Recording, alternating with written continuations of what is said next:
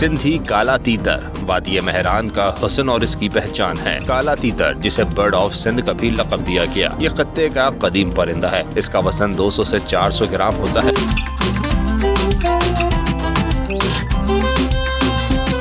लेकिन जब ये बोलता है तो इसकी महकती सुरीली आवाज सुनने वालों के कानों में रस घोल देती है। तीतर की बोली के मुकाबले निहायत मुनफरिद विंड होता है। पालने वालों का कहना है कि तीतर का बेतरीक शिकार इसकी नस्ल के लिए खतरा बन रहा है। कि तीतर पाकिस्तान भर में मशहूर हैं। शीदी तीतर समेत इसकी 3 इकसाम ज्यादा मशहूर हैं, जो खासी कीमती भी होती हैं। हम छोटे बच्चा लेते हैं, फिर इसको पालते हैं, इसमें मेहनत करते हैं, फिर इसको बोली सिखाते हैं। ये बड़ा कीमती तीतर है। तकरीबन 15,000 से लेके 80-90 हज़ार तक का तीतर ये बिकता है। इसको हम पाल के फिर इसको सेल भी करते हैं। काले तीतर की अफजाइश एक पुराना शौक है। एक जमाना था कि घरों में तीतर आम होता था, तहम आजकल तोतों की तरह ये परिंदा भी नायाब होता जा रहा है।